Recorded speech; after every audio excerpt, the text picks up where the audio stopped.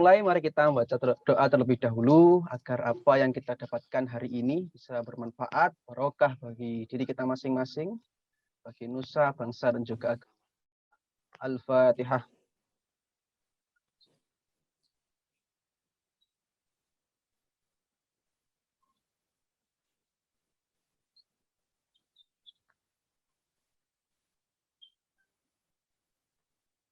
Raditu billahi robba wa bil islami dina Nabi Muhammadin nabiyya wa rasulah Rabbi zidni ilma wa zidni fahma amin ya rabbal alamin. Terima kasih disampaikan. Materi kali ini akan disampaikan oleh ulama masyhur. Beliau merupakan cendekiawan muslim, ulama ahli tafsir Al-Quran, pemimpin organisasi masyarakat dan juga politisi yang pernah menjabat sebagai Gubernur Nusa Tenggara Barat selama 2 periode, yaitu pada tahun 2008 sampai 2013 dan pada periode kedua dari tahun 2013 sampai tahun 2018. Sebelum menjabat sebagai gubernur, beliau juga pernah menjadi anggota DPR RI pada masa jabatan tahun 2004 dan 2009. Saat ini beliau menjabat sebagai Ketua Organisasi Internasional Alumni Al-Azhar, Cabang Indonesia, dan juga sebagai Rois Am, Pengurus Besar Nahdlatul Wathon Diniyah Islamiyah. Mari kita sapa bersama yang terhormat Bapak Dr. TKB Muhammad Jalil Majdi, LCMA, atau yang akrab kita sapa dengan Tuan Guru Bajang. Selamat pagi, Bapak. Assalamualaikum warahmatullahi wabarakatuh. Iqbal dan Ananda semua yang hadir di ruang virtual, calon mahasiswa ya atau mahasiswa baru ITS yang saya banggakan. Alhamdulillah. Alhamdulillah, semoga selalu dalam kondisi sehat walafiat ya Bapak. Amin ya rabbal alamin. Untuk durasi alhamdulillah, pemaparan, alhamdulillah. Baik, untuk durasi pemaparan materi sekitar 120 menit ya Pak, sekaligus sesi tanya jawab nanti di akhir materi. Selanjutnya kepada yang terhormat Tuan Guru Bajang Muhammad Jalil Majdi, waktu dan tempat disilakan. Baik, terima kasih. Bismillahirrahmanirrahim. Bismillahirrahmanirrahim. Assalamualaikum warahmatullahi wabarakatuh. Alhamdulillahirabbil alamin wassalatu wassalamu ala asyrafil mursalin wa ala alihi wa sahbihi ajmain amma ba'du. Selamat pagi Ananda semua dan kita semua yang hadir pada pagi hari ini. Semoga pagi ini menjadi pagi yang berkah untuk kita semua. Kita tahu bahwa Rasulullah Shallallahu Alaihi Wasallam itu sangat suka membangun optimisme di pagi hari, di awal hari, pada saat memulai aktivitas. Bahkan kalau kita lihat di antara doa dari Nabi yang mulia, Nabi besar Muhammad Shallallahu Alaihi Wasallam, ya, selain zikir pagi dan zikir sore, itu ada doanya. Allahumma inna nas'aluka khaira hadzal yaum, fathahu wa nasrahu wa nurahu wa barakatahu wa hudahu. Ya Allah, kami bermohon kepadamu kebaikan dari hari ini.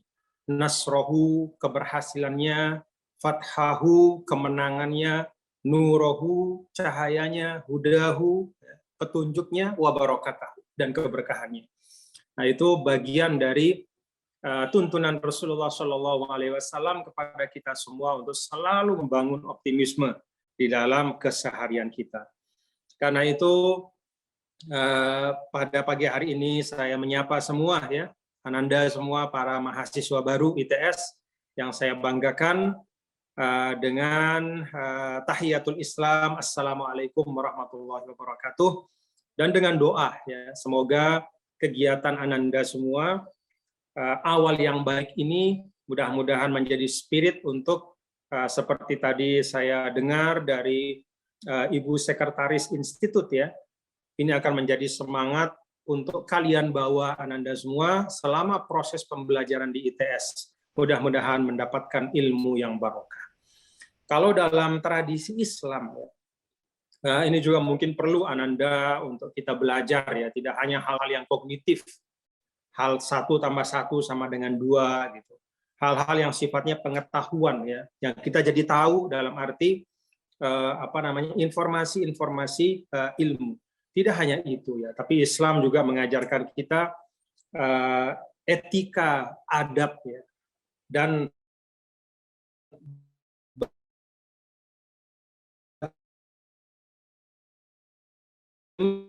bagaimana kita memproses itu baik. Allah Ta'ala juga menyampaikan bahwa di antara doa ya yang kita panjatkan kepada Allah adalah adkhilni mudkhala sidqin. Ya, masukkanlah aku ya Allah ke dalam suatu proses yang baik dengan cara yang baik. Wa akhrijni mukhraja sidqin. Dan tutuplah semua proses yang baik itu yang saya lakukan itu juga dengan akhir yang baik. Waj'alni min ladunka sultanan nasira, dan jadikanlah untukku ya Allah itu kemampuan di dalam menjalani semua proses itu. Nah, saya pikir Ananda semua para mahasiswa baru ya pasti punya harapan ya masuk ke ITS dengan cita-cita, dengan harapan, dengan doa-doa, dan saya yakin juga Ananda semua punya harapan, punya doa dari sekarang bahwa Ananda kelak mengakhiri semua proses di ITS itu juga dengan proses atau dengan hasil yang sebaik-baiknya. Amin ya rabbal alamin. Alhamdulillah wa syukurillah. Pada pagi hari ini syukur kepada Allah Subhanahu wa taala saya dapat bersilaturahim dengan para mahasiswa baru ITS ya. Suatu perguruan tinggi yang sebenarnya untuk saya pribadi itu bukanlah sesuatu yang asing. Pertama ya karena beberapa pimpinan ITS pada masanya itu adalah orang-orang yang juga saya kenal dengan baik. Orang-orang yang darinya saya juga mendapat banyak ilmu, banyak hal-hal yang bermanfaat ya, termasuk diantaranya Bapak Profesor Dr. Muhammad Nuh ya, yang merupakan salah satu tokoh yang saya teladani di dalam banyak hal. Tidak hanya pencapaian keilmuan beliau, tetapi juga karena akhlak dan adab beliau. Dan saya pikir beliau adalah satu dari sekian banyak ya tokoh-tokoh di ITS yang bisa menjadi role model untuk Ananda semua, untuk kalian ya.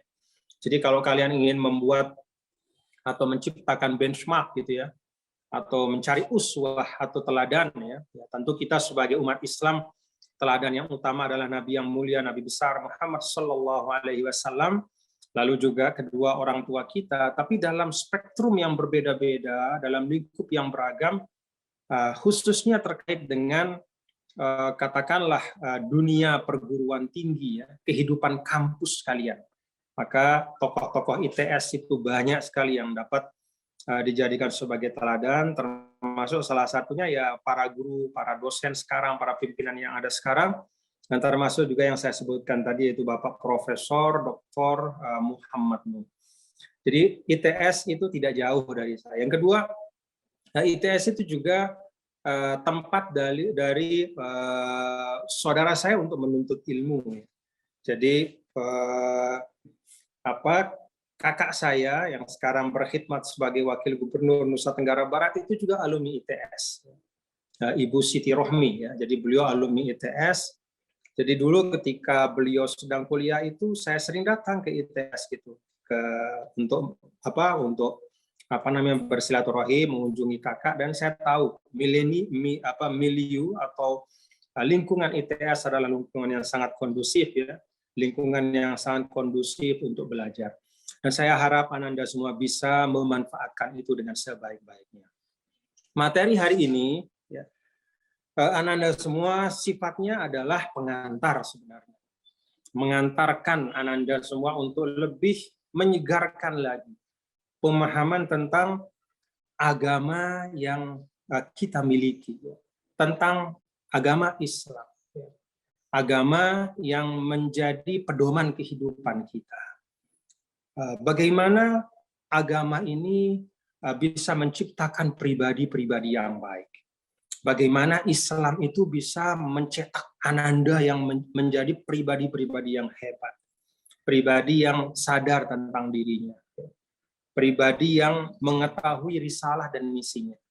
Jadi kita di dunia ini, Ananda, para mahasiswa baru, itu tidak sekedar numpang lewat, ya, tapi ada risalah, ada misi, ada tugas. Nah, nanti kita coba untuk membahas itu sedikit. Nah, karena ini sifatnya pengantar ya, Ananda sekalian, maka saya lebih mengajak kepada Ananda semua untuk menyegarkan beberapa hal yang saya yakin ya, Ananda pernah dengar di dalam proses kehidupan pembelajaran sebelumnya, ya, di dalam interaksi Ananda dengan para guru-guru, dengan para kiai, dengan orang tua, dengan sahabat. Jadi ini saya coba untuk merefresh, ya. Nah, semuanya itu saya coba untuk kaitkan, ya, atau tautkan, ya, antara dua hal. Dua hal yang ingin saya tautkan adalah antara keindonesiaan dan keislaman, antara kita berbangsa dengan kita sebagai seorang muslim, seorang mukmin. Kira-kira tautannya seperti apa? Lalu ketika dia sudah tahu, apa yang dihasilkan dari pertautan itu? Jadi bertaut itu kan nyambung. Lalu ketika dua hal yang sama-sama baik ini nyambung, lalu apa yang dihasilkan? Nah, coba kita elaborasi sedikit, ya, di dalam sesi ini atau dalam silaturahim ini. Tapi di awal sebelum kita masuk pada materi inti, ya, nanti saya mungkin minta saya mau share konten, ya, untuk Ananda semua di sini.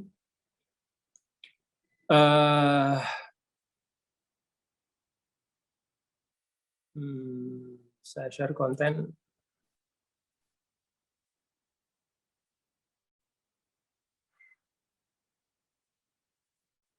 Oh iya, saya rupanya agak lupa ini tadi, ya. Sebentar dulu.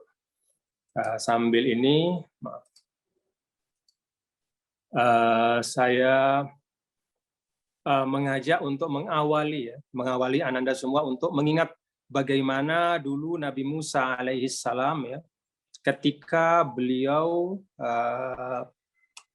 diberikan tugas oleh Allah Subhanahu wa Ta'ala untuk berdakwah, ya, kepada seorang yang sangat, katakanlah, sangat otoriter pada waktu itu, yang digelari dengan Fir'aun.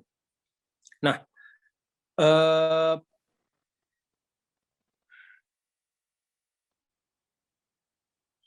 pada saat itu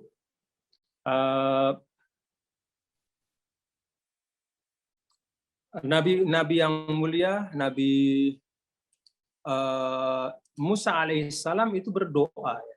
Dan ini juga sesungguhnya doa dari para ahli ilmu, ya, yang diajarkan di dalam Al-Quran, yaitu doa Rabbi shrah li sadri wa yassir li amri wahlul 'uqdatam min lisani yafqahu qawli. Dan ini juga yang saya ajak Ananda semua untuk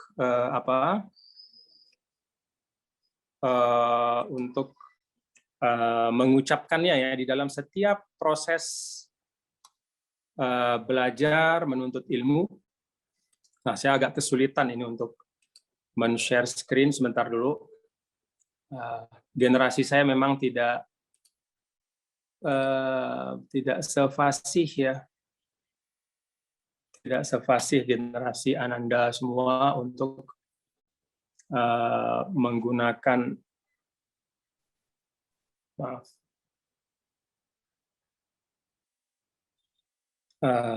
saya mau share konten itu dari slides, Google Slides. Itu gimana caranya, ya? Moderator mungkin bisa memberi ini. Ya, langsung di share screen bisa, Pak. Di ada tombol share screen yang bawah. Oh, di share screen. Ya. Terus share screen, lalu saya buka dulu maksudnya, gitu, ya? Iya. Saya buka dulu nih. Nah, lalu kemudian saya share screen, gitu, ya? Ya, share screen.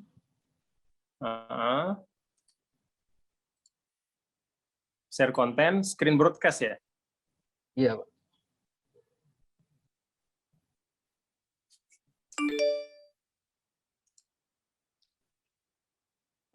You are sharing screen. Oke. Ini sudah kelihatan, ya? Sudah kelihatan, Pak. Menjadi Muslim Indonesia itu kelihatan, ya? Ya. Sudah? Sudah, Pak. Jadi saya kasih tajuk sedikit presentasi sederhana ini sebagai pengantar menjadi Muslim Indonesia, ya. Kenapa saya katakan Muslim Indonesia? Karena Indonesia di sini tidak sekedar penyempurna dari kata Muslim ya, tapi Indonesia juga adalah esensi.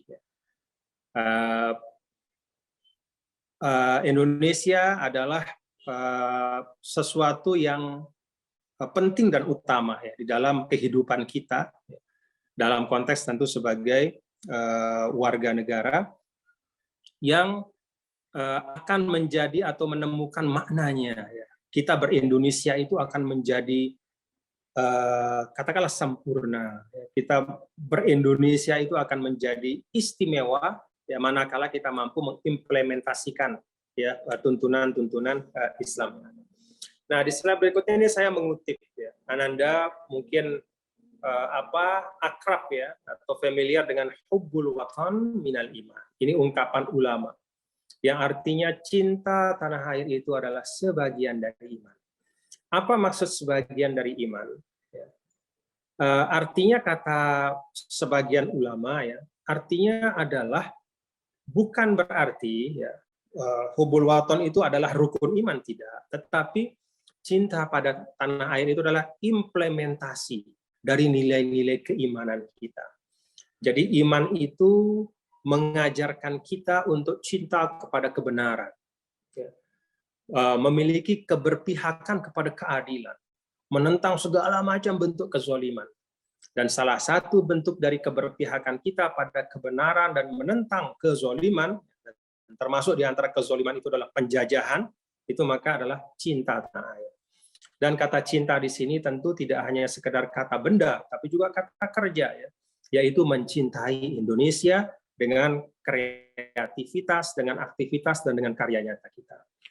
Nah, presentasi ini mencoba untuk menautkan beragama dan berbangsa dalam konteks Indonesia. Untuk apa? Agar kemudian kita paham dan mampu bersyukur. Jadi kata kunci yang ingin saya garis bawahi adalah kefahaman dan kesyukuran. Dengan kefahaman ya, tentang